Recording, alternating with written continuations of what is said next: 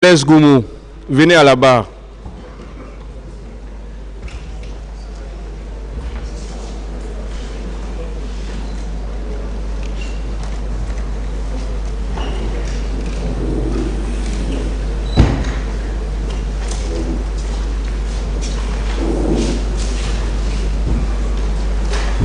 Asseyez-vous. Asseyez-vous. À moins que vous ne vouliez vous arrêter. Hein. Voilà.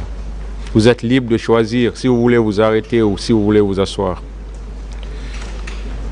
Monsieur le Président, avec votre permission, moi je voudrais me tenir debout. Pour Faites l'instant. comme vous le voulez.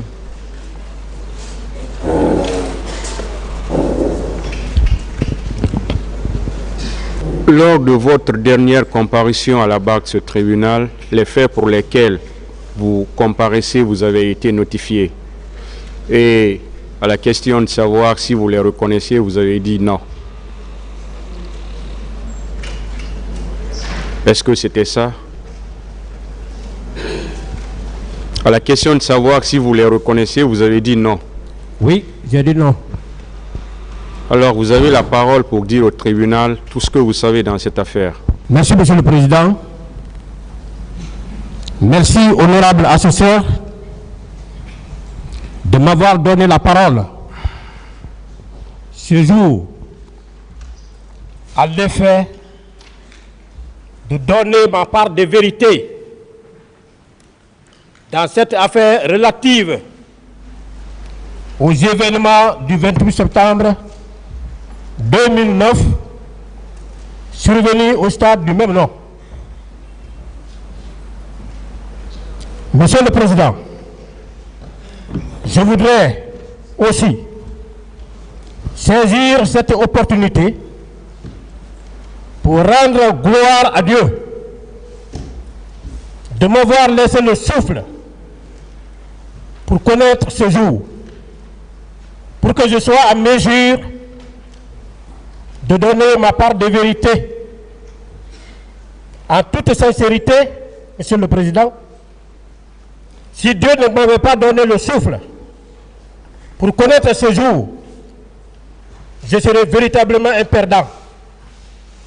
J'aurais laissé mes parents, mes proches, mes chefs, mes amis, en Guinée comme à l'étranger, dans une véritable anxiété.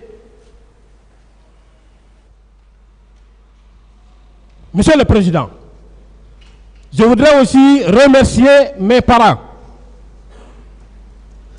mes enfants, mes femmes, tous les ressortissants de mon village à Conakry comme à l'intérieur du pays, qui en réalité m'ont remonté le moral.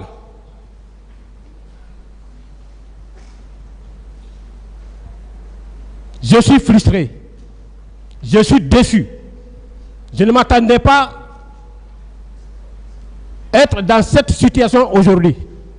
Je vais vous le développer, Monsieur le Président. Monsieur le Président, honorable assesseur, je voudrais aussi remercier Monsieur le Président de la République en toute sincérité, qui a eu le courage d'ordonner à ce que ce procès ait lieu.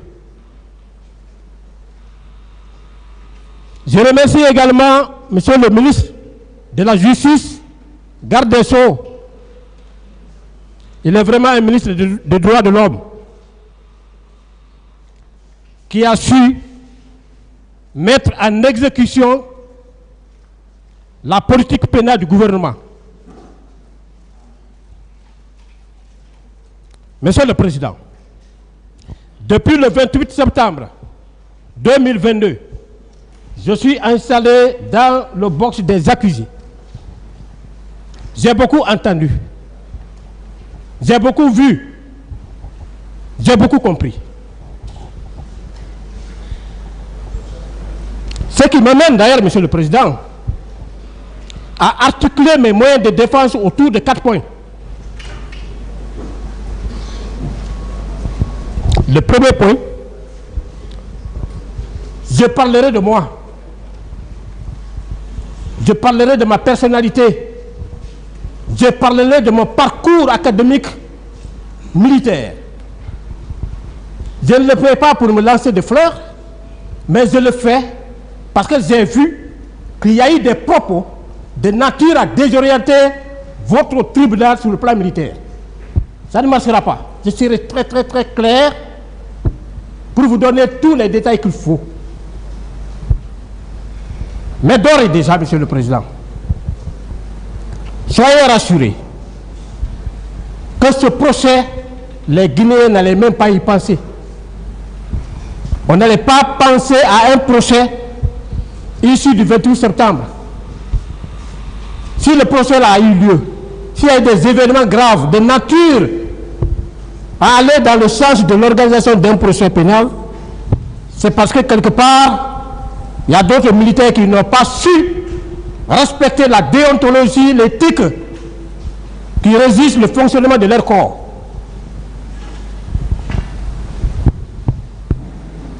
C'est pourquoi je dis que j'ai remercié M. le Président de la République. Je suis très content de lui. Aujourd'hui, l'homme qu'il faut à la place qu'il faut. Deuxième point, j'essayerai de prendre le contre-pied de toutes les contre-vérités qui ont été articulées contre ma personne par le commandant Toumba lors de son passage par devant votre tribunal, Monsieur le Président.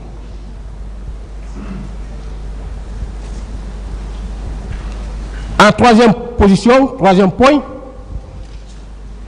je parlerai des événements du 28 septembre.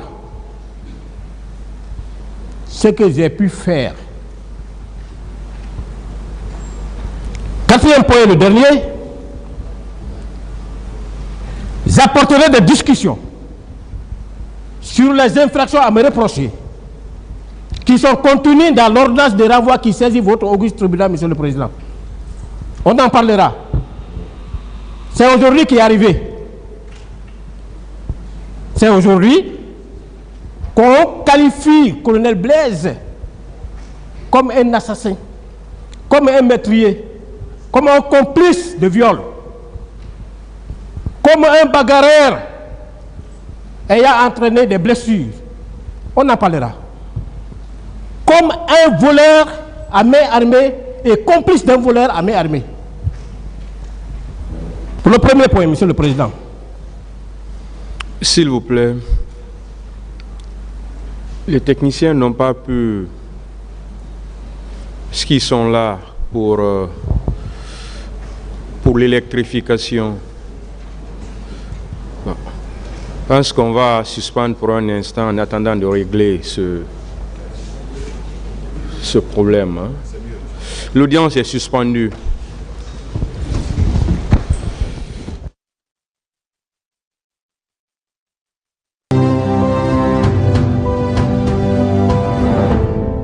Monsieur Blaise Goumou, venez à la barre, s'il vous plaît.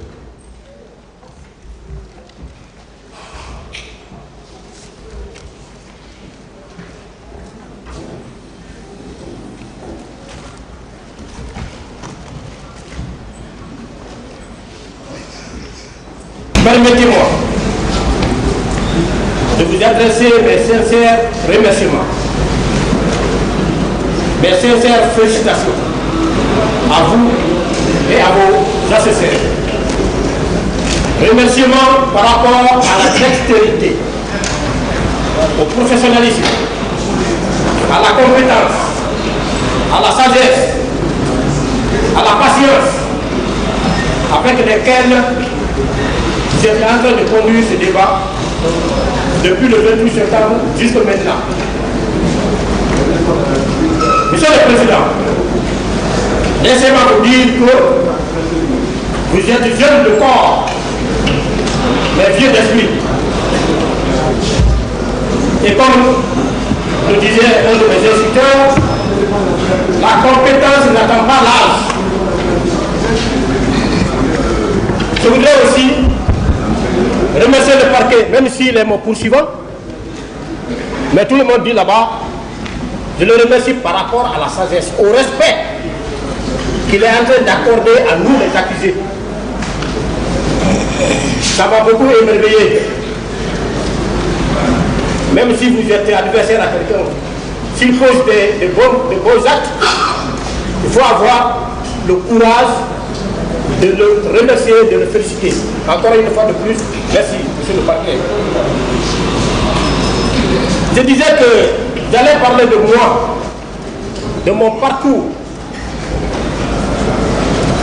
Monsieur le Président, le colonel Blaise qui comparait par devant votre juridiction a été incorporé dans l'armée guinéenne pour compter du 1er janvier de 1993. De 1993 jusqu'à 1994, j'étais dans les centres d'instruction pour faire ma formation commune de base. Après la formation commune de base, suite à un test organisé par l'état-major de la gendarmerie nationale dans le cadre du recrutement du personnel de la gendarmerie, eh bien, j'ai été admis pour prendre part à la formation des élèves gendarmes à Sonfonia en 1994. 1995, fin de formation, prestation de serment à la cour d'appel de Conakry pour être installé dans les fonctions de gendarme titulaire. 1998, suite à un autre test national, j'ai été admis pour la formation des officiers de police judiciaire. Et là, c'est là-bas où j'ai été repéré par mon directeur de stage qui m'a invité personnellement chez lui et a mis sa main sur ma tête pour me dire qu'il me bénissait parce qu'il a compris que je suis un élève qui est prêt à aller de loin. Il m'a donné des sages conseils par rapport à la gendarmerie, que la gendarmerie c'est un métier, il faut connaître. 1998, formation officier de police judiciaire terminée, habilitation donnée, j'ai été muté dans les escadrons de gendarmerie mobile. 2003, j'ai passé un concours national pour aller à l'académie militaire, où j'ai passé 3 ans, 7 mois, pour y sortir au grade de sous-lieutenant. 2007, j'ai bénéficié d'une bourse pour la formation du cours d'application des officiers de gendarmerie à vocation régionale à Dakar. C'est là aussi que j'ai compris réellement les attributions de la gendarmerie nationale. C'est là où j'ai parfait ma connaissance en matière de gendarmerie nationale. Parce que j'ai été envoyé à la compagnie de gendarmerie nationale de Thiès pour les travaux pratiques. De là, j'ai été envoyé à la préfecture de Thiès pour un stage en administration territoriale. Puis, au tribunal de première instance de Thiès pour mon stage parquet. C'est-à-dire qu'il était question que je sache, en tant que gendarme, quelles sont mes relations de service avec les autorités civiles? Quelles sont mes relations de service avec la justice? C'est dans ce cadre-là que les différents stages pratiques là étaient organisés. Je rentre au pays.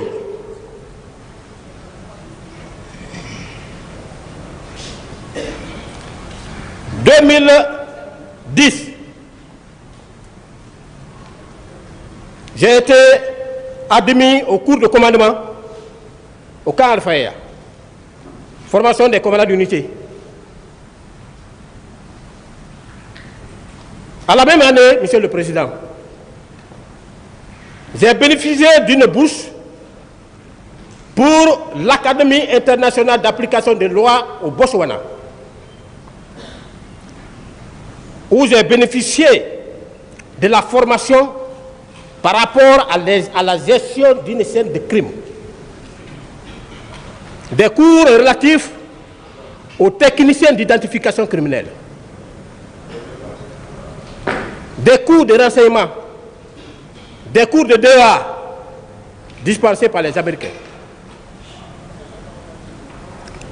Je rentre au pays et je vous dis qu'aujourd'hui je suis très à l'aise, je suis très content. Monsieur le Président, c'est ma première fois.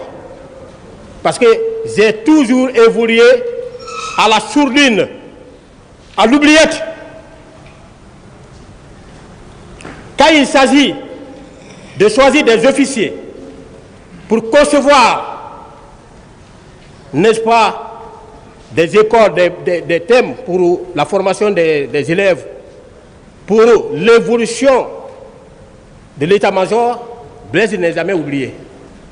Mais quand il s'agit de la distribution des postes de commandement, je n'ai jamais eu l'opportunité de m'exprimer, de partager ma connaissance, mes expériences. C'est pourquoi en 2011, quand le haut commandant a voulu me poster dans des endroits, les gens sont passés par toutes les 1000 manières. Et finalement, j'ai dit au général Badé, je ne veux aucun poste. Il m'attend, il vous dira. Il m'a nommé auprès de lui, cette fois-ci, comme son conseiller personnel, chargé du contrôle de l'exercice de la police judiciaire dans toutes les unités des gendarmeries en Guinée. À ce poste, j'ai quand même prouvé mon expérience.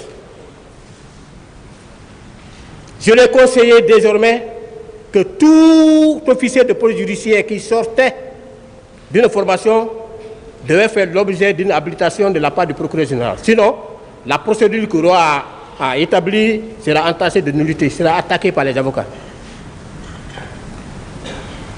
J'ai cherché à mettre en place, au niveau des brigades de recherche, des fichiers criminels.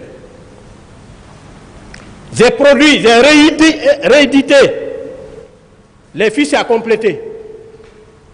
Fiches à compléter qui n'ont jamais abouti parce que les procureurs de la République refusaient de faire le retour après toute condamnation. J'ai laissé tomber. 2015, on m'a désigné pour la formation de la magistrature militaire. Après la formation, le stage, par décret de M. le Président, j'ai été nommé substitut du procureur au tribunal militaire permanent de Conakry. Monsieur le Président, c'est cette année, 2022, l'année dernière, pour la première fois, que j'ai bénéficié d'un décret me nommant premier chef d'un service. Procureur militaire près du tribunal militaire à formation spéciale de l'Abbé. Vous pouvez vous renseigner les actes déjà que j'ai posés, parce que quand je suis allé, au cours d'un rassemblement général, venu pour que les militaires s'envoient eux-mêmes en prison. J'ai expliqué, j'ai demandé à ceux qu'on me mette dans leur emploi de formation. Parce que les militaires, ils ne connaissent pas la loi. Surtout les sous-officiers. Il faut leur expliquer. Il faut vulgariser le code de justice militaire. Voilà, Monsieur le Président, de façon très brève, mon parcours académique. Je tiens à le faire. Je vous ai dit que ce n'est pas pour me lancer des fleurs, mais je tiens à le faire parce que je vais arriver à des points où la nécessité d'éclairer la religion de votre tribunal va se poser. Je le fais non seulement pour votre tribunal, mais je le ferai pour ma propre crédibilité. Vous allez oublier, en 2018, ça c'était la dernière formation, j'ai bénéficié d'une bourse pour mon cours d'état-major en République du Gabon, où j'ai été élu par mes pairs président de la promotion. Pendant que je suis en train de vous expliquer comme ça, les Ivoiriens, les Gabonais, les Congolais et partout ailleurs sont en train de me regarder. C'est pourquoi je n'ai pas droit à mentir. Je n'ai pas droit à passer à côté. J'ai l'obligation de parler de la déontologie de mon métier. Je vais y arriver.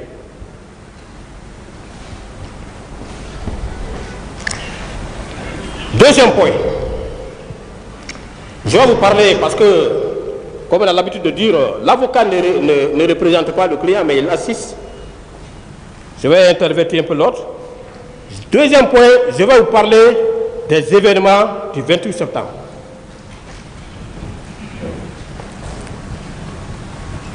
Monsieur le Président, comme je venais de vous dire tantôt, je n'ai jamais fait la cour à un poste. Je n'ai jamais demandé à un chef de me nommer à tel ou tel poste. Depuis la formation commune de base, il m'a été enseigné, pendant que j'étais encore bleu dans l'armée, qu'il n'y a pas de volontariat dans l'armée. Si je voulais faire la course au poste, aujourd'hui, peut-être que je ne serais pas à ce poste, là où je suis à la paix. Parce que, à commencer par le ministère de la Défense, jusqu'au chef d'état-major particulier, tout le monde me connaît. Il n'y a pas quelqu'un là-bas qui va dire qu'il ne connaît pas Blaise. Je suis promotionnaire à certains et élève à d'autres. Donc, par note de service, parce que quand le CNDD est venu au pouvoir, le colonel Thieboro a été nommé secrétaire d'État à la présidence, chargé des services spéciaux, de la lutte contre la drogue et du grand banditisme. C'est un ami. Mais vous pouvez le demander. Je ne suis jamais allé le voir, dire à mon ami, comme on t'a nommé ici, je viens.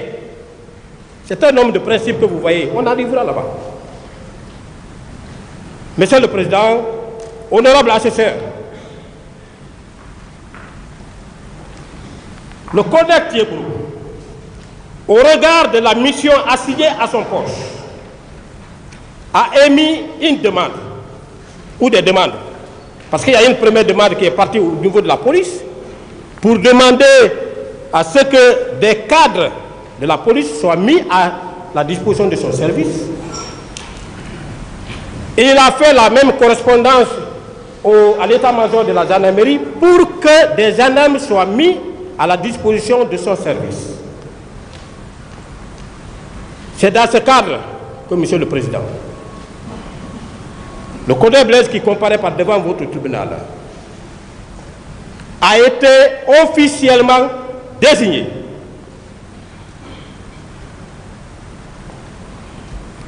et en toute sincérité, en toute honnêteté, avant de partir, j'ai été entretenu par le général Bardé qui m'a dit, regardez un peu la liste des policiers désignés pour les services spéciaux. Ce ne sont que des grands commissaires de police. Donc, je ne veux pas me permettre d'envoyer des gens qui ne m'introduisent pas. Vous partez, mais vous êtes gendarme et vous resterez gendarme. Vous partez pour des enquêtes. Vous partez pas pour être élément de la garde présidentielle. Ce n'est pas parce que vous êtes à la présidence que vous allez être élément de la garde présidentielle. On est parti.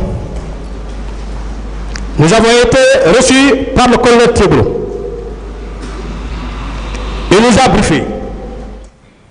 Il a demandé à chacun comment nous comptons travailler.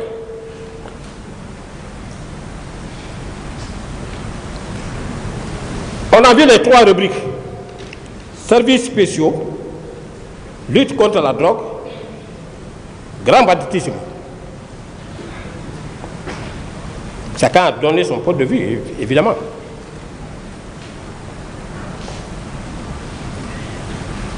Est-ce que, en luttant contre la drogue, on va rester assis au salon pour qu'on vienne vous dire que voilà le trafiquant de drogue? Est-ce qu'on va rester au salon pour dire que voici les grands bandits qu'on a appréhendés? On s'est plongé dans les grandes attributions, dans les grandes missions de la gendarmerie nationale.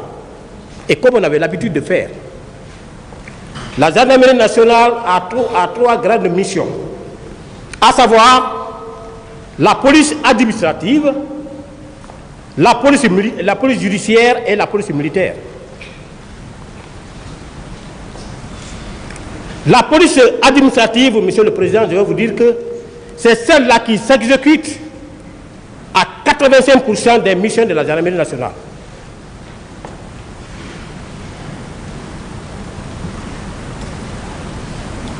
Si vous maîtrisez, la population va dormir. On s'est plongé dans le contexte des ratios. Même vous, les magistrats, on parle des ratios sur vous. Je pense qu'un magistrat, pour 10 000 habitants, si je ne m'abuse, mais nous, un gendarme pour 150 à 160 habitants. Ça, c'est des études de haut niveau. Alors, la police administrative. Parce que j'ai entendu ici que les éléments de Thieblo étaient partis au stade.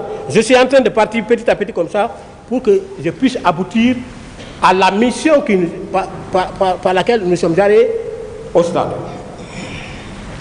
Si vous prenez la police administrative, vous comprendrez qu'il y a 2 rubriques. Il y a la mission de sécurité publique générale et la mission d'ordre général. La mission de sécurité publique générale, c'est celle-là qui consiste à la protection des personnes et leurs biens, à la sécurité des citoyens, à l'alerte. Et pour parler de la sécurité des personnes et leurs biens, à la protection, il faut faire allusion à la surveillance du territoire, à la visite des secteurs. La mission d'ordre général, c'est celle-là qui est confiée aux unités des gendarmeries mobiles en cas de manifestation pour le maintien de l'ordre public. Monsieur le Président, les services spéciaux, antidrogue, grand banditisme, je n'ai jamais vu un service qui a été dans le cœur des citoyens guinéens comme celui-là. Je n'ai jamais vu un service qui a été applaudi à Conakry ici comme celui-là, au regard de tous les exploits qu'il faisait sur le terrain. C'est pourquoi j'ai dit que c'est aujourd'hui qu'on nous traite ainsi. Donc, à chaque fois, tous les jours, avant même les événements du 28 septembre, tous les jours que vous connaissez, nous organisions des patrouilles diurnes comme des patrouilles nocturnes. Et puisqu'il y a un adage chez nous, on dit que la présence d'un gendarme dans un lieu fait la sagesse du délinquant. Voilà ce qui motivait nos patrouilles diurnes. Il fallait faire remarquer la présence, notre présence, dans tous les quartiers de Conakry. Ça, c'est un. Deuxièmement, procéder à l'identification des différents accès aux différents points compliqués. Pour que ces coins compliqués-là soient visités la nuit. Je veux parler par exemple de la forêt de Kakimbo. Forêt que j'ai visitée, nous avons visité à 1h, 2h, 3h du matin. Et une forêt à l'intérieur de laquelle, pendant nos visites nocturnes, nous avons eu à mettre main sur des personnes armées.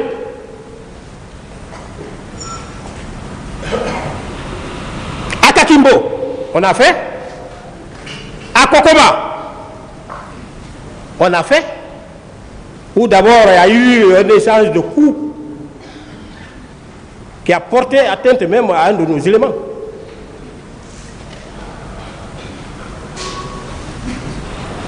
Derrière Amdala, là, comment on appelle ça, un quartier derrière Amdala,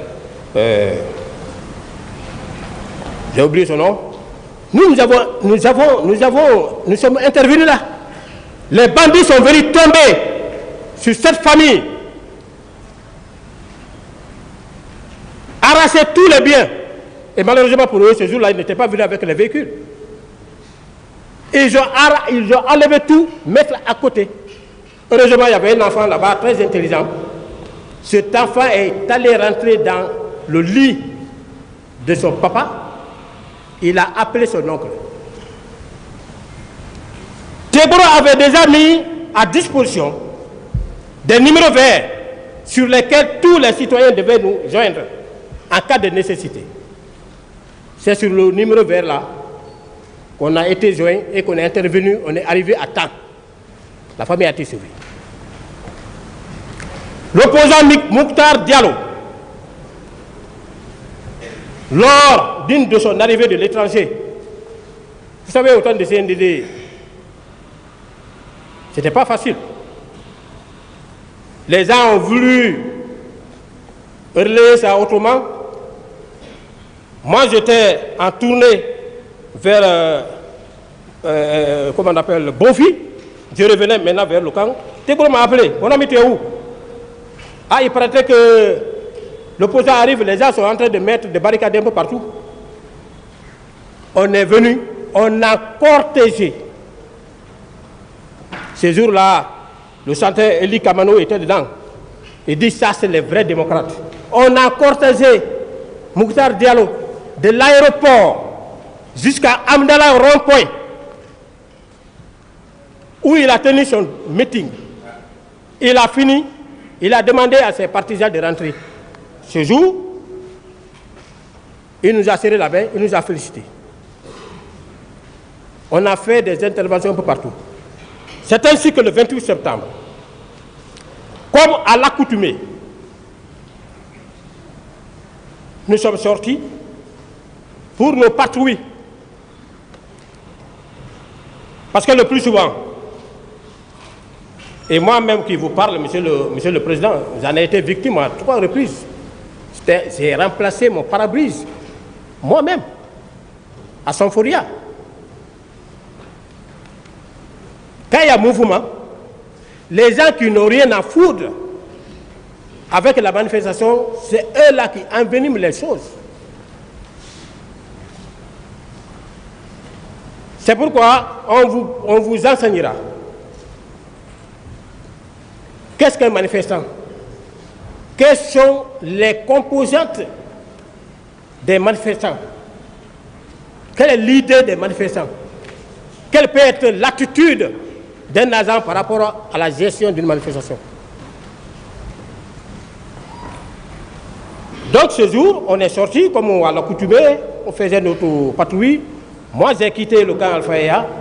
Je suis allé à Anko 5, je suis allé vers Lambaye, parce qu'il faut déborder, voir est-ce que réellement il n'y a pas autre chose là-bas, parce qu'une fois à maintes reprises, nous tombions dans des embuscades. Lambaye, entre Lambaye et Nongo aussi, au pont là-bas, les gens barraient toujours.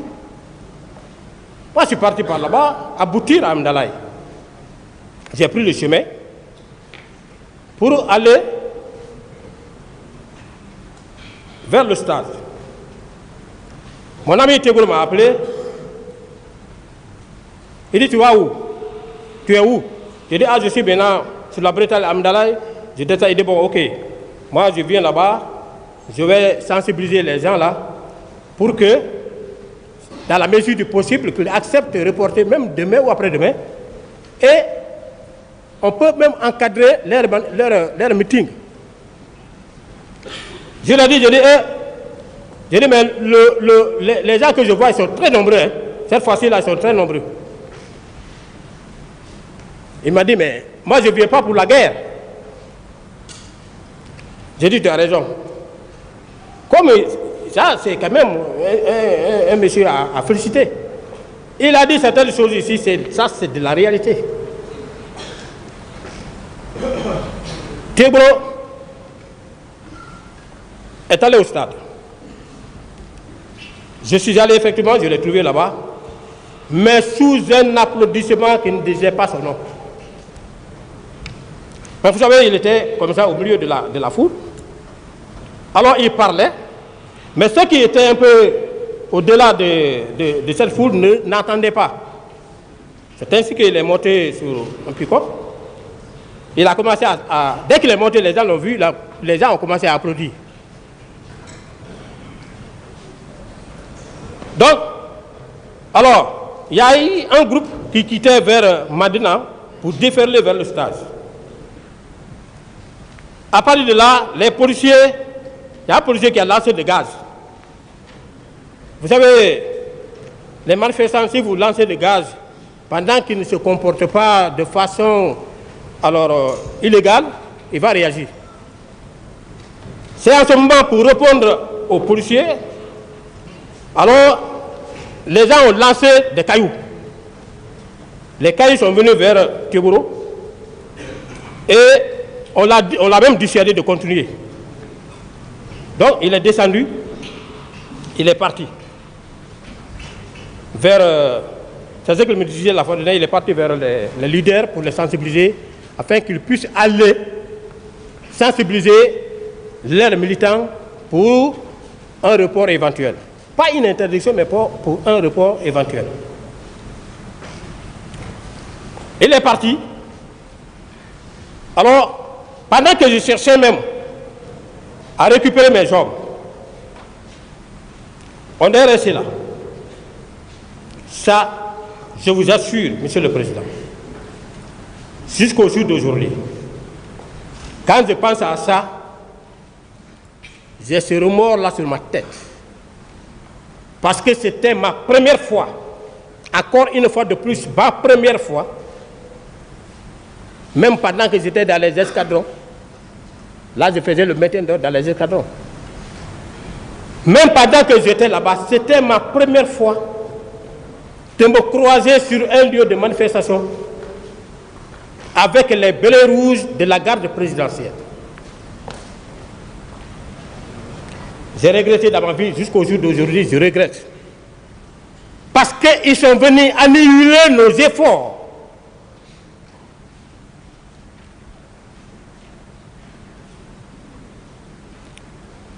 Ils sont venus à bord de 4 ou 5 pick-up comme ça. Ils sont descendus. C'est Toumba qui était devant. Toumba est descendu. Quand il est descendu, il s'est arrêté comme ça. Les autres sont descendus, ils l'ont encerclé. Et il a pris le départ pour l'intérieur du stade en tirant. Nous, on a décroché, on a quitté. On ne pouvait pas y rester. Connaissant Toumba, que je vois là, vous l'avez jamais découvert. Il est en train de parler, il est venu ici, dans son plan d'intervention, il a misé sur la récitation des versets coraniques pour faire savoir aux gens qu'il est limpide. Monsieur le Président, si vous avez eu la malchance de découvrir Toumba pendant le temps du CNDD, vous l'aurez haï à jamais.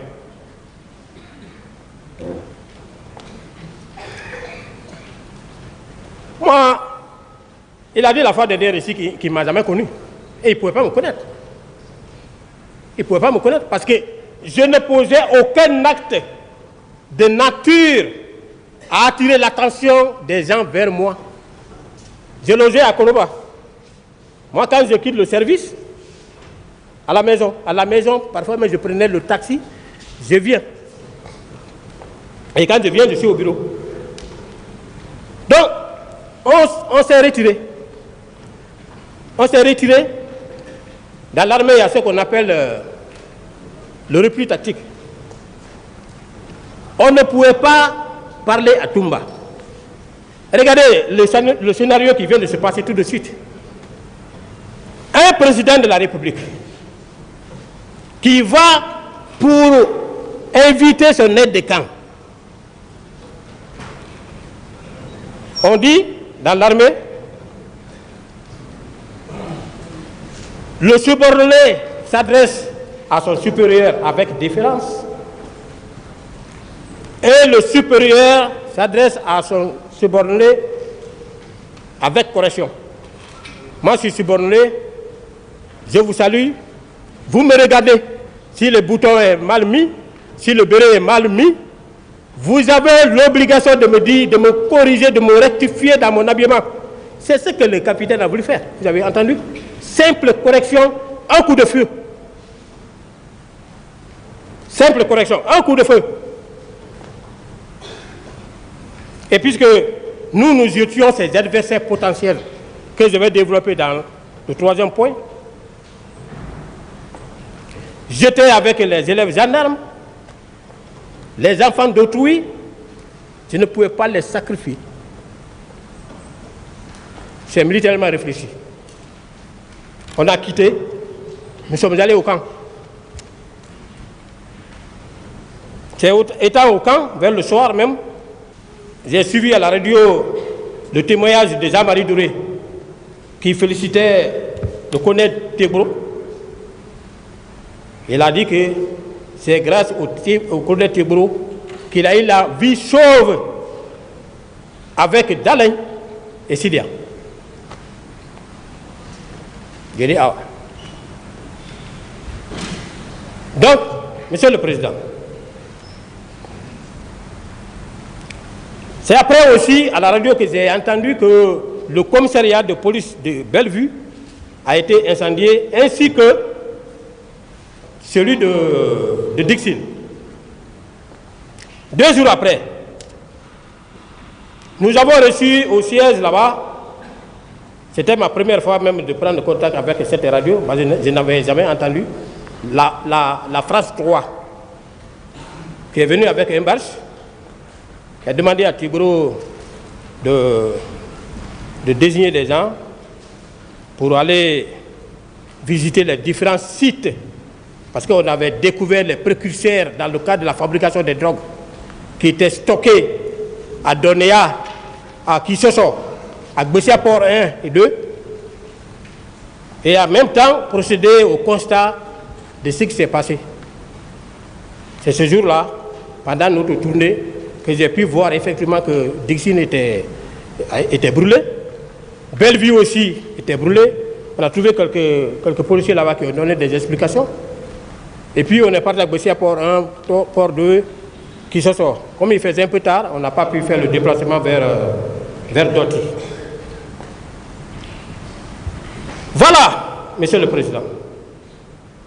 En petits mots, en résumé, pourquoi Boum Blaise s'est retrouvé ici. Et en réalité, ma présence au stade est un cas. Mais poser des actes répréhensibles en est un autre.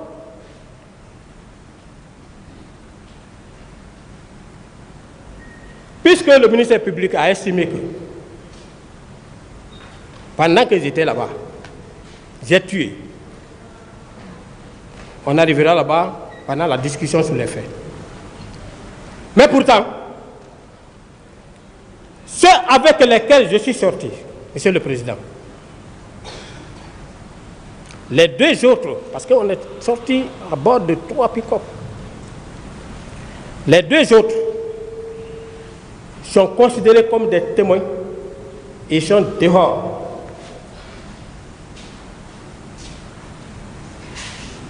Les 2 autres avec lesquels je suis sorti, dans leur témoignage, dans leur déposition, personne n'a parlé de moi dans le mauvais sens. Personne. Personne. Personne n'a dit que quand on s'est retrouvé à Blaise à faire ça, non, je n'ai vu.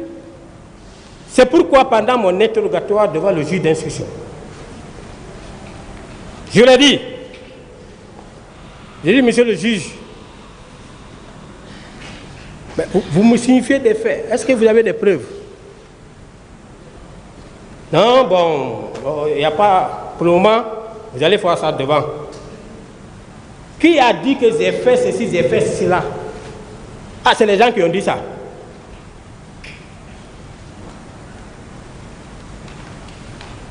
D'accord. Il n'y a pas de souci. Pourtant,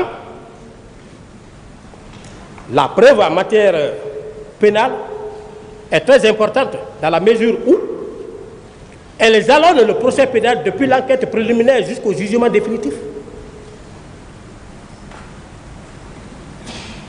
La preuve représente ce que vaut le sang dans le corps de l'être humain.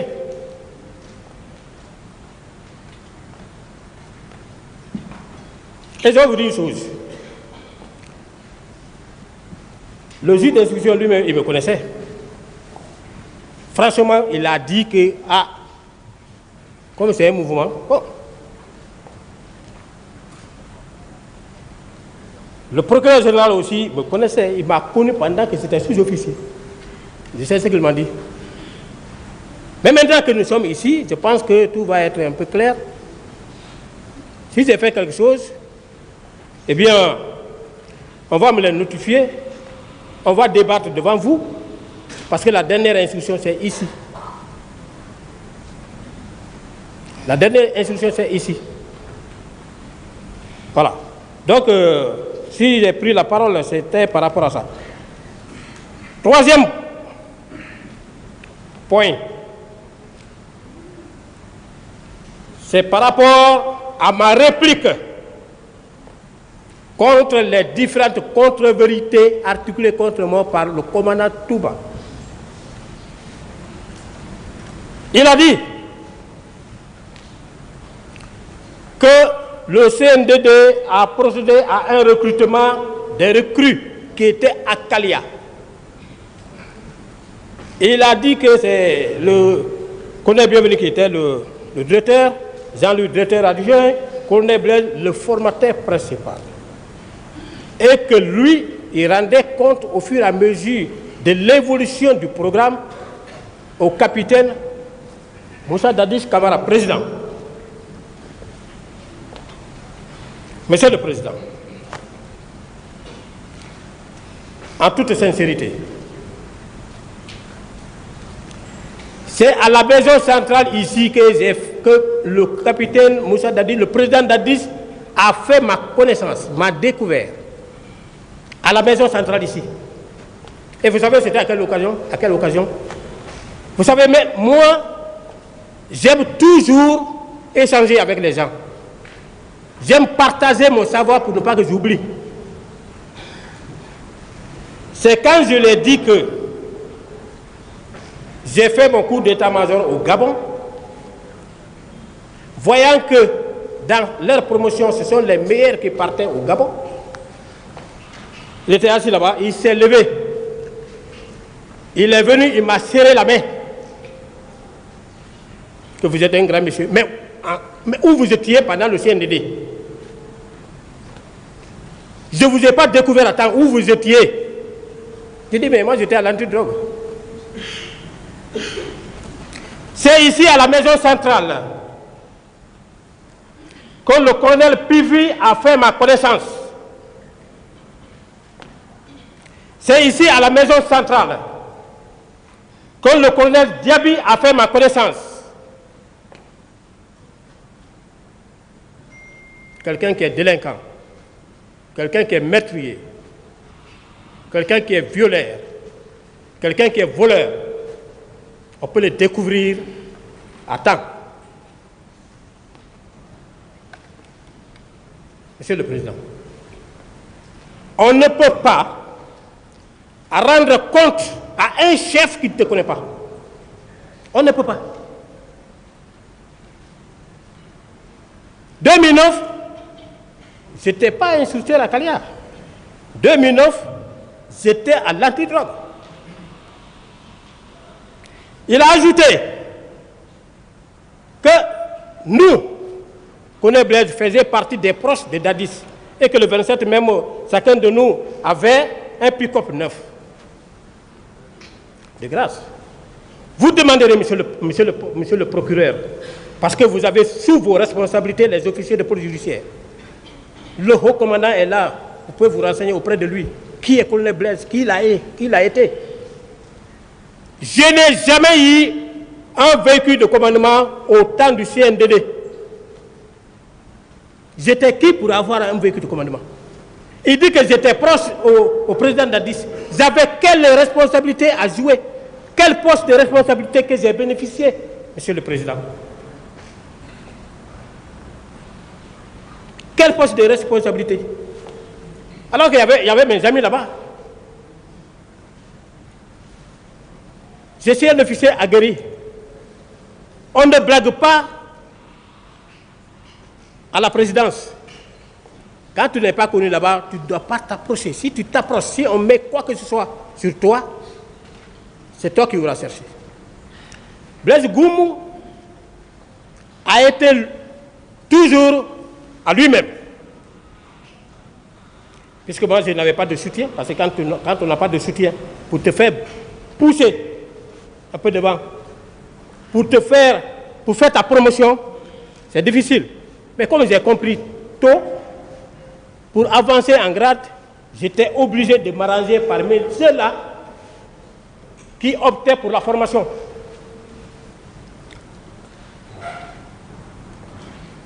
J'ai eu un logement? Non.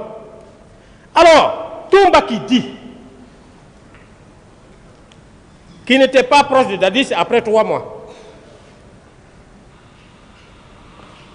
il a eu un poste de responsabilité. Je n'ai pas eu. Il a eu des véhicules. Je n'ai pas eu. Il a eu de l'argent. Je n'ai pas eu. Entre nous deux, qui peut s'estimer heureux? Qui peut s'estimer bénéficier de ce pouvoir? Monsieur le Président, aide de camp du Président de la République. Aide de camp du Président de la République.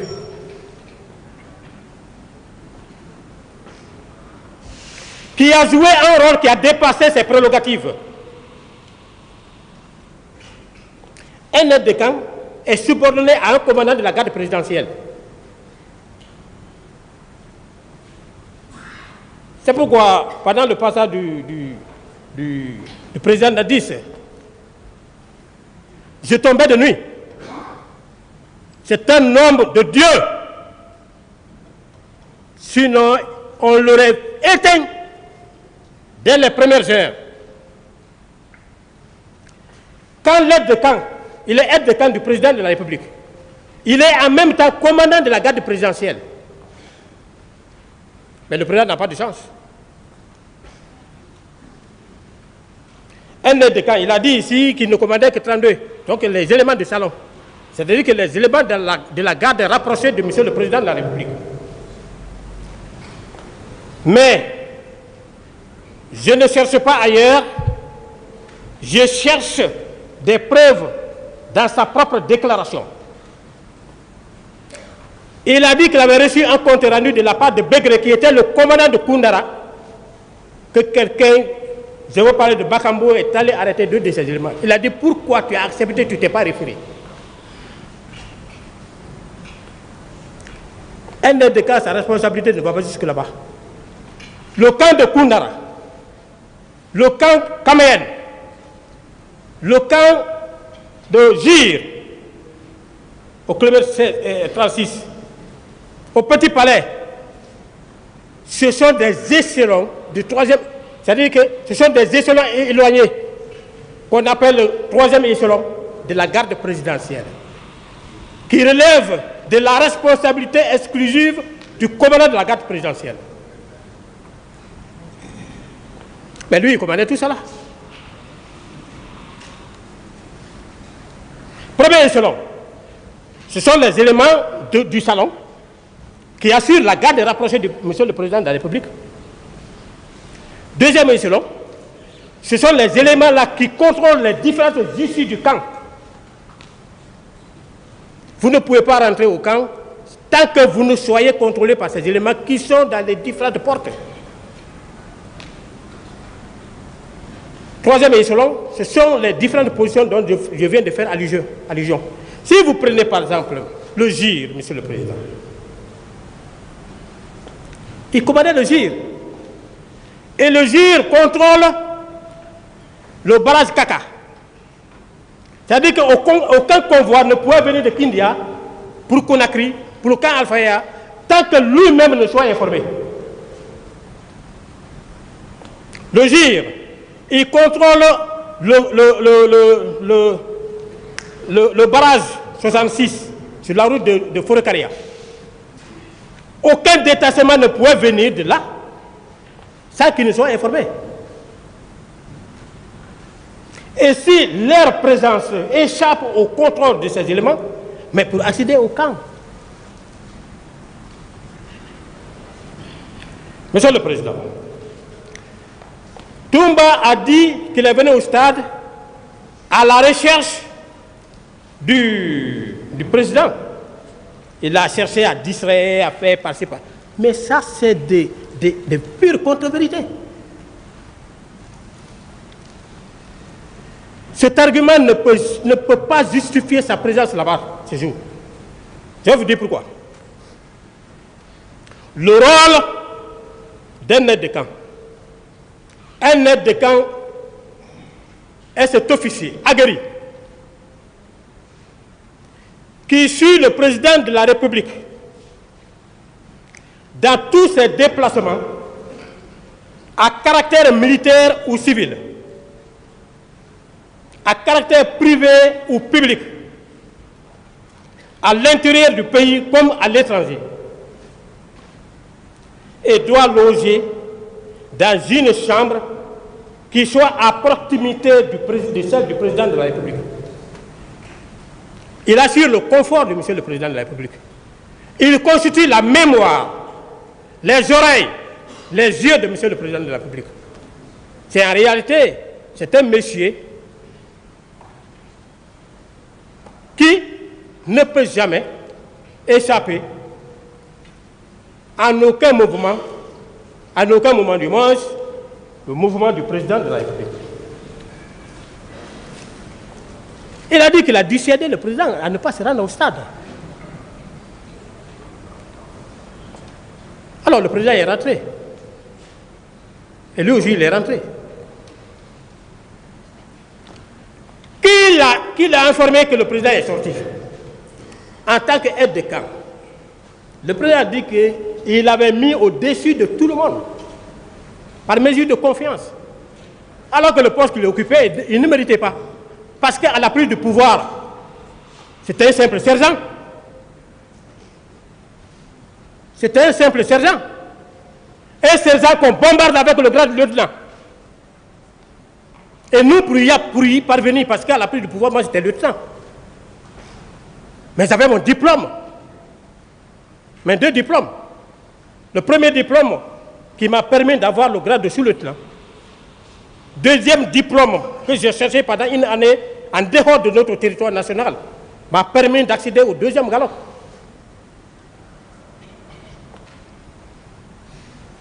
Il va. On le bombarde de lieutenant.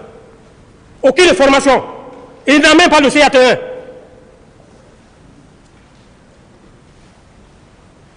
Pas de CAT1. C'est ce qui nous mène dans ce pétrin-là aujourd'hui. C'est ce qui nous mène dans ce pétrin-là aujourd'hui. Après, les gens commencent à dire que oui, les éléments du Tigboro. Mais combien de fois, combien d'années? Moi, j'ai quitté Amdalaï jusqu'au stade. Il y a eu combien de morts? Ça, c'est ma profession. Je la maîtrise. Vous avez suivi avec intérêt, avec la plus grande attention, dans cette salle, la déclaration même de nos chefs qui ont dit que la déontologie de l'armée l'interdit tout contact avec les civils pendant les manifestations. Mais qu'est-ce qui est plus clair que ça? Qui l'a envoyé là-bas? Il n'a qu'à nous dire la vérité. Quand il fut bombardé par des questions de la part de la partie civile, de la part du ministère public, il a changé de veste. Il a dit non, bon, j'étais allé, comme je n'ai pas vu le président, alors il fallait sécuriser les leaders. Les leaders étaient en insécurité. Il n'a qu'à expliquer sous quelle menace étaient placés les leaders.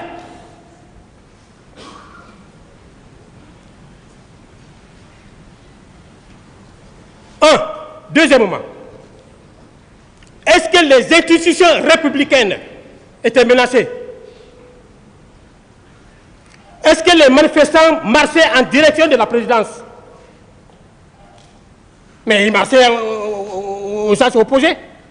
Quitter stade ici jusqu'à la présidence, ça fait plus de 10 km.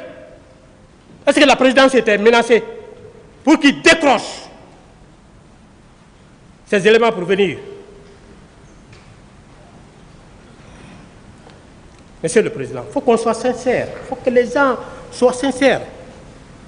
Le pays a besoin de nous tous. L'armée guinéenne, c'est une grande armée. Elle ne doit pas être reprochée de ce genre de faits aujourd'hui. Est-ce que les manifestations ou la manifestation ce jour-là avait entraîné ou avait poussé le président de la République à prendre un décret pour instituer l'état de siège? D'ailleurs, lui-même ne connaît même pas l'état de siège. L'état de siège, même si l'état de siège était décrété, ce n'est pas à lui d'exécuter cette mesure. Il appartenait l'honneur au chef d'état-major général des armées d'exécuter la mesure, et c'est lui qui pouvait articuler son armée pour l'exécution de la mesure.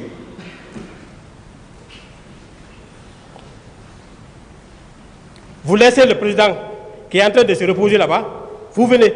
Après, il fait croire aux gens que ce sont les proches de Dadis, de Blaise Goumou, qui ont cherché à faire le pouvoir et à défaire ce même pouvoir.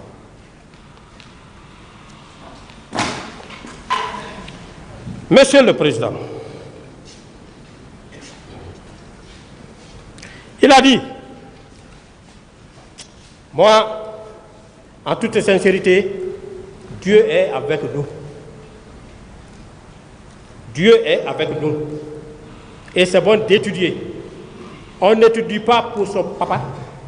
Comme disait ma maman, tu n'étudies pas pour moi, hein, mais tu étudies pour toi. J'ai compris aujourd'hui. Toumba va nous dire qu'à la présidence, pour éviter tout élément étranger, il faut que tout le monde porte les bleus rouges.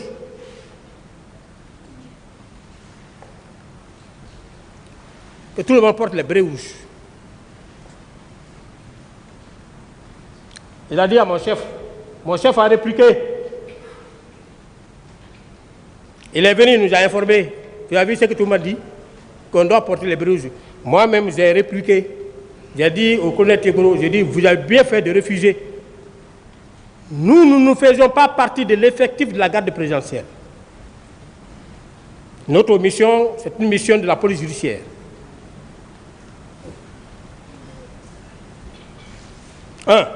Deuxièmement, si nous portons les bleus rouges à la présidence, parce que moi je voyais le comportement de la garde présidentielle qui partait tomber sur les gens. Plus de 24 véhicules qu'on a récupérés dans les mains des éléments de Toumba. Moi j'ai dit que je ne porte pas parce que heureusement, je venais fraîchement de Dakar, où dans les cours de la police militaire, on m'a enseigné les différentes infractions d'ordre militaire qu'on voit aujourd'hui dans le code de justice militaire. Ces infractions, je les ai étudiées avant la création même du tribunal militaire à la République de Guinée ici. Si je mens, au sortir à la fin de ce procès, Monsieur le Président, je prendrai mon cahier, je viendrai le mettre devant vous. Et vous allez comprendre, vous allez comparer le contenu là au contenu du code de justice militaire. Si ce n'est pas de la même manière que c'est articulé, ne me crois plus.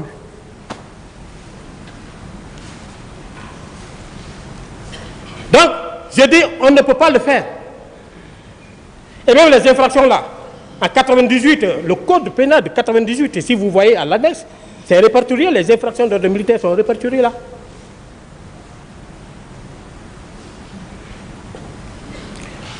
Je dis, si nous portons le blé rouge, tout bas que nous voyons comme ça là, il va créer autre chose, il va être reproché par le président Dadis, et il sera en mesure de dire que ce n'est pas seulement ces éléments qui portent les blés rouges.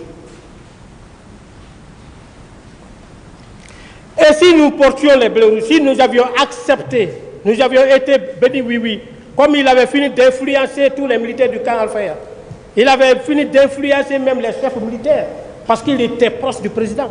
Vous l'avez écouté. Quand il est venu à l'état-major de la gendarmerie nationale, la manière dont il s'est comporté vis-à-vis du chef d'état-major de la gendarmerie nationale. Moi, je l'ai dit ce jour-là. Si moi j'étais chef d'état-major de la gendarmerie, il allait se retrouver dans la corde. Moi, c'est un gendarme. Hein. Et il y a un adage qui dit que le gendarme est un militaire à part entière. Le gendarme est un militaire particulièrement à part. Et c'est cette spécificité qui fait du militaire de la gendarmerie nationale un militaire d'élite. Il allait se retrouver dans la corde. Moi, je n'allais pas demander l'avis du président. Moi, j'allais le mettre dans la corde. Et quitte là-bas. Il va voir un officier supérieur dans le but de récupérer ces éléments. Cet officier, le connaissant, a cherché à se faufiler. Il a appelé. Il a agenoué un colonel. Il a dit, je ne cherche pas ailleurs, hein. Je développe ces idées. Il a agenoué. Il dit qu'il a arraché ses galons et il a tiré en face. Voilà un monsieur qui dit, par devant votre auguste tribunal, qu'au moment où il venait au pouvoir, les militaires étaient incontrôlés. L'armée guinéenne était incontrôlée. Comparez ces agissements à ceux-là qu'il qualifie d'incontrôlés. Quelqu'un qui a déjà le pouvoir, qui constate que l'armée est incontrôlée, qu'est-ce qu'il pouvait faire? Proposer au président de la République de procéder à ce qu'on appelle la réforme de l'armée. C'est ce que le professeur est venu après tout. Hein. On a vu. Il a dit, un aide de camp, il détenait 4 grenades. La grenade n'est pas une dotation individuelle dans l'armée guinéenne. On donne la grenade pour des nécessités, pour des besoins. Surtout en guerre. Toi, tu portes. C'est pourquoi je dis que le président était en danger. Il regrette aujourd'hui de ne m'avoir pas connu à temps. J'allais prouver, j'allais monter mon expérience.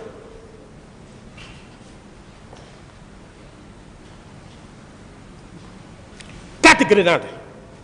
Il fait quoi avec? Voilà. Si c'était un officier, académicien, vous pensez qu'il allait prendre la responsabilité sur lui de se comporter de la sorte? Non. Si on portait les blés rouges aujourd'hui, Monsieur le Président, quelle que soit ma probité morale, quelle que soit la confiance que mes chefs ont en moi, je serais dans la difficulté de m'exprimer parce qu'il aurait dit que ce n'est pas lui seul qui portait les blés rouges. Monsieur le Président, vous avez interrogé plusieurs personnes ici. qui sont venus dire que les éléments du Tigboro portaient les bérets verts.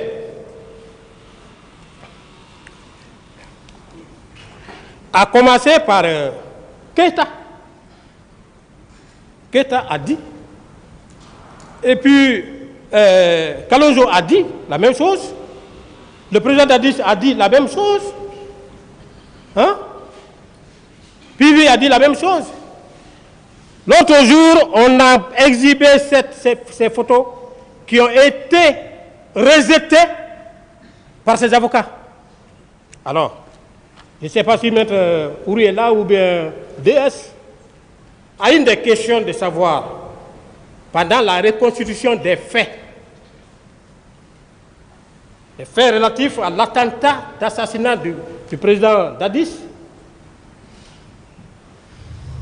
qui a circulé dans tous les réseaux sociaux avant même notre interpellation, c'est à chose, à Bakambo. Il est en train d'être interrogé par le commissaire Massaré de l'antidrogue et il est cortégé par des éléments de l'antidrogue. Regardez leur habillement et comparez à ça. On a rejeté ça. Pourtant, c'est vrai.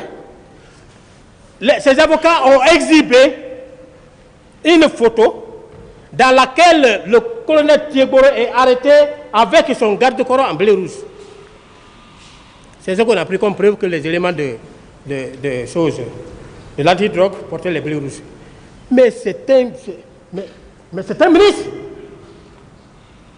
Promenez-vous à travers Conakry, même à la douane ici, allez-y voir, est-ce que c'est les données seulement qui gardent le directeur général? Chacun est libre. Si le commandement te donne un tel militaire, vous ne pouvez pas dire que non. Vous exprimez vos besoins. Et puis, un seul. C'est le deuxième là qui lui a balancé la grenade au Calfaya. Monsieur le Président, pour étayer davantage mes propos,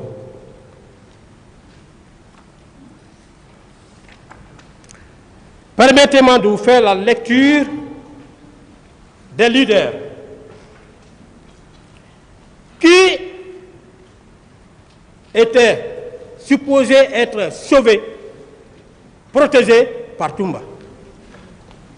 Je ne peux pas aller protéger quelqu'un qui ne soit pas en mesure quand même de reconnaître mes efforts. El Hadj, c'est le Dalai Diallo. Page, je fais un résumé, page 3, 5, 6. Arrivé au portail de l'université Gamal Abdel Nasser, nous avons rencontré le colonel Tigboro avec une équipe de gendarmes et de policiers qui nous ont interdit de passer. Alors que nous étions bloqués devant Gamal, le colonel Tigboro est parti vers le stade et revenir 10 à 15 minutes après pour indiquer aux agents de nous céder le passage en nous demandant d'aller sensibiliser les militants. C'est ce que j'ai dit ici. Ça, c'était l'objectif majeur de la présence de Tigboro. Sensibiliser pour un éventuel report, même si c'est demain ou après-demain.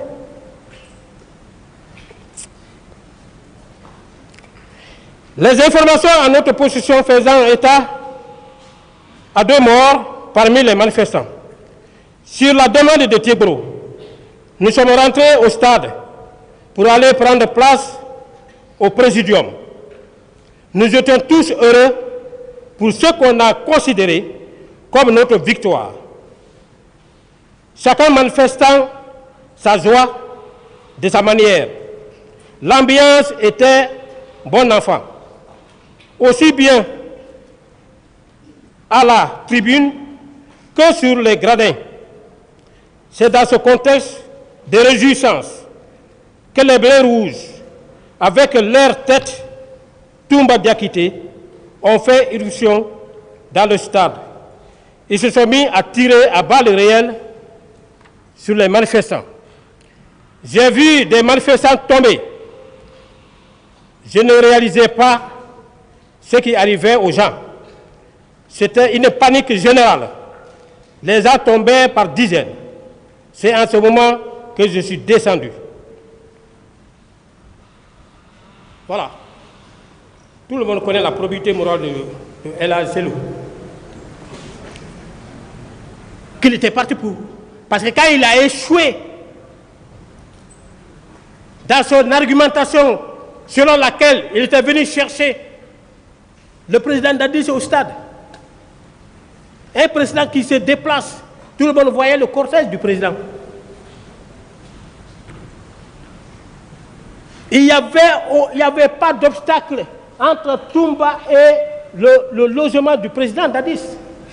Il a dû céder. Est-ce qu'il allait regarder si toutefois il est sorti et qu'il a informé qu'il était sorti?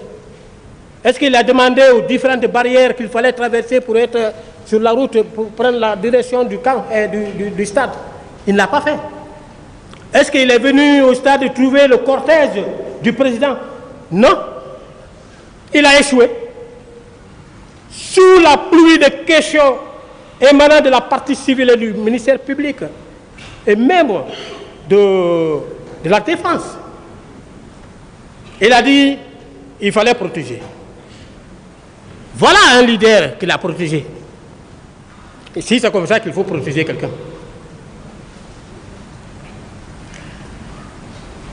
En dehors de Teboro et de Toumba Diakité, je n'ai pas pu identifier un autre agent. Les militaires qui m'ont maltraité et m'avaient abandonné pour mort. C'est plus tard que j'apprendrai que Baouri et un de mes gardes qui m'ont récupéré pour m'embarquer dans la voiture de Tieboro, qu'ils ont rencontré par hasard à la sortie du stade. Selon les mêmes témoignages, j'ai été évacué à la clinique Ambroise Paré, où un militaire qui serait proche de Dadis a menacé de faire sauter la clinique au cas où on me débarquait. Voilà les agissements. Et ça ne pouvait qu'arriver comme ça, Monsieur le Président. Ça ne pouvait arriver comme ça. Les agissements. L'Océnifal, deuxième, pour ne pas trop jouer, deuxième, c'est tout le temps. Page 3, l'Océnifal. À la tête du contingent, j'ai reconnu le lieutenant Toumba Diakité. Lorsque nous avons compris que ça tirait sur les manifestants, j'ai demandé à mes collègues de rester sur place. Nous avons attendu là. Et les jeunes sont venus former un cordon autour de nous. Entre-temps, Toumba Diakité et ses compagnons sont venus les disperser pour s'en prendre à nous. Nombreux parmi nous ont été battus et blessés.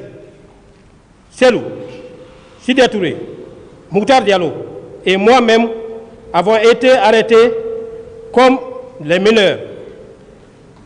De la tribune, nous avons été descendus de la pelouse où nous avons vu des corps et des militaires qui déshabillaient et violaient les femmes.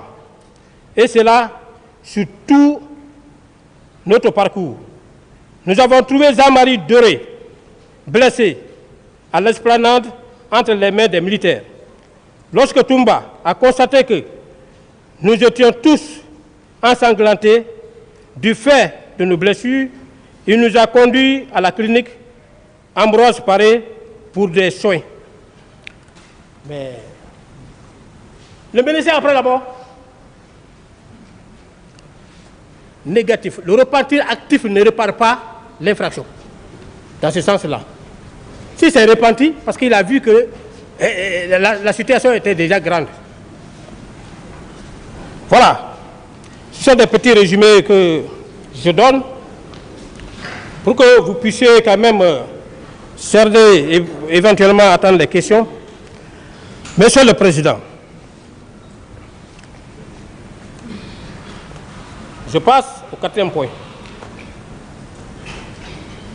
relatif aux différentes infractions pour lesquelles je suis par devant vous. Je suis poursuivi par le ministère public, par devant votre juridiction, des infractions contenues dans l'ordonnance de renvoi, dont, entre autres, le meurtre, l'assassinat, complicité de viol, coups et blessures volontaires, vol à main armée et complicité de vol à main armée. Ça n'arrive qu'aux vivants.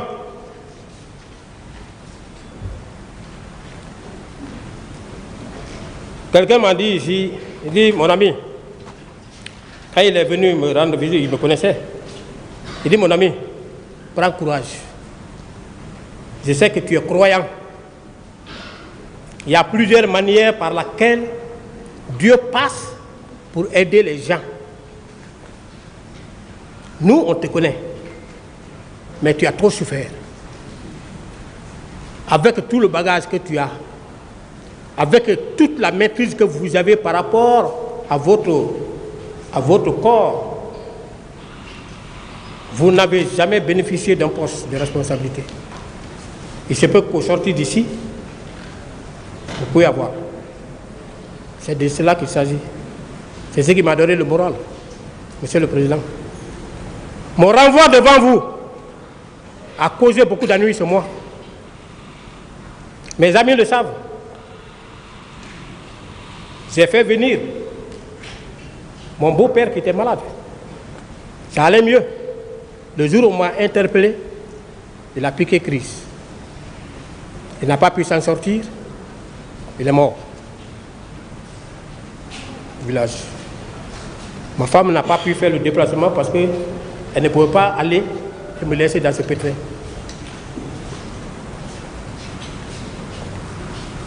Donc, on me dit que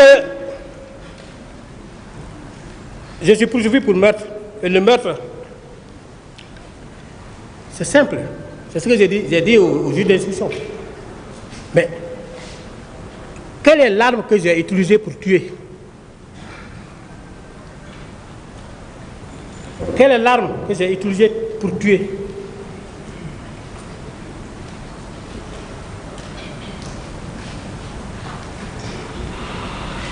Quel est le nom de ma victime?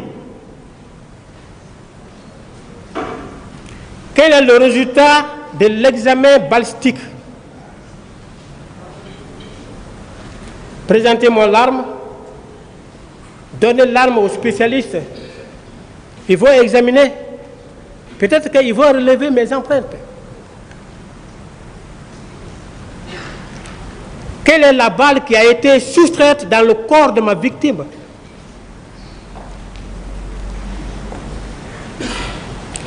Cela n'a pas été présenté. On me dit assassinat.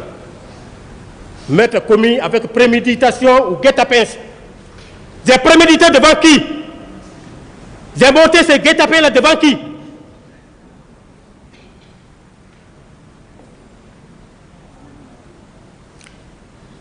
Je suis fort moralement. Ça ne va jamais m'empêcher de faire mon travail au sortir d'ici. Si je le fais, ça va être un poids moral que je ne vais jamais me défaire. J'ai appris pour ça. Ce pays-là a débloqué de l'argent pour assurer ma formation à l'étranger. Je ne vais jamais trahir ma nation. Je suis ici aujourd'hui. Je ne suis pas prêt à trahir mes serments. Je suis placé sur 3 serments, Monsieur le Président. 3 serments. Premier serment, c'est mon entrée, ma titularisation au niveau de la gendarmerie nationale. Deuxième serment, mon départ du grade de sous-officier au grade officier. J'ai prêté serment devant le président de la République. Troisième serment, mon installation dans mes fonctions du procureur, du magistrat militaire.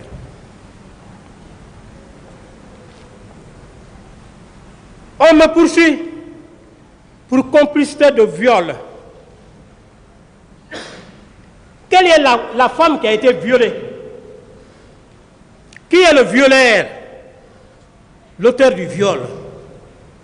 Qu'il vienne vous dire quelle a été ma participation. Est-ce que j'ai donné des instructions? Est-ce que j'ai apporté l'aide? Est-ce que j'ai fourni des moyens? Et quelles formes de moyens que j'ai fournis? Quelle aide que j'ai apportée?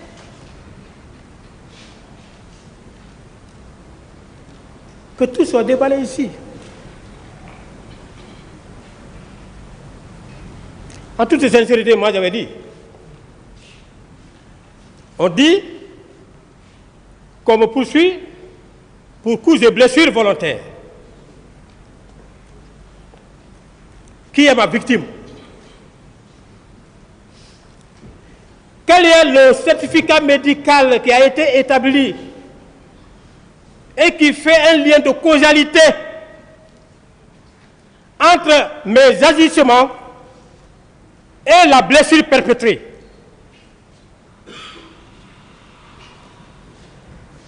Comme la voix. Pour que cela soit discuté. Pour que mes parents qui me regardent aujourd'hui, mes chefs qui me regardent aujourd'hui, mes amis qui me regardent à travers le monde, puissent savoir effectivement les gens avaient raison de l'interpeller. Ou ils puissent savoir effectivement qu'on l'a interpellé parce que. Je vous ai dit ici que j'ai été victime, je suis victime d'une discrimination qui ne dit pas son nom. Qui ne dit pas son nom. Je sors avec deux autres. Je ne suis pas contre eux parce que j'ai confiance en eux. Mais qui sont là-bas et qui c'est-à-dire qu'eux-mêmes, ils sont étonnés du fait que je suis ici. Tout le monde, tous ceux qui ont servi à l'antidrogue, sont étonnés aujourd'hui. Pourquoi je suis là? On me poursuit. Ça, c'est vraiment, c'est écœurant. C'est écœurant. Monsieur le Président, que je suis poursuivi pour vol à main armée. Vol à main armée. En même temps, complicité de vol à main armée. J'ai volé qui? Qu'est-ce que j'ai volé? Qu'est-ce qui a été retrouvé chez moi suite à une perquisition domiciliaire qui soit en lien avec le vol qu'on reproche?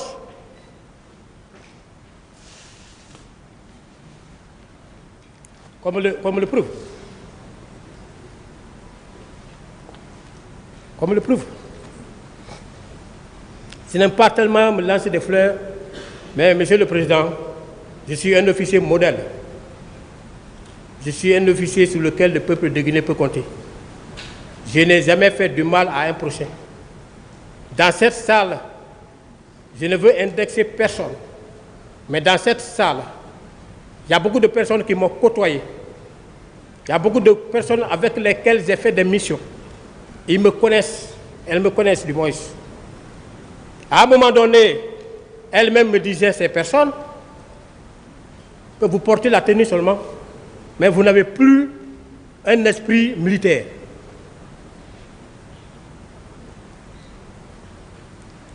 Alors, pour ne pas aller trop loin, je voudrais, Monsieur le Président, en toute sincérité, sous toute réserve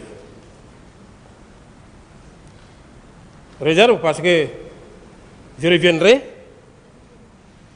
après que les questions auront été, toutes les questions auront été posées. J'aurai beaucoup de choses à vous le dire concernant. Mais très humblement, je me mets à votre entière disposition pour des questions éventuelles. Mais je voudrais, en toute sincérité, qu'on m'aide On n'ira pas en divulgation. Qu'on m'aide. Comment m'aider? Qu'on discute fortement. Qu'on discute fortement les faits pour lesquels je suis ici. Pour que je sois moralement déchargé. Mes parents soient moralement déchargés. Mes avocats soient moralement déchargés. Mes amis soient moralement déchargés. Mes chefs soient moralement déchargés. Aujourd'hui, je suis là. Les gens sont en train... Bon, je ne reviens pas dans tout ça là. Merci, Monsieur le Président. Honorables assesseurs, je suis à vous. L'audience est suspendue.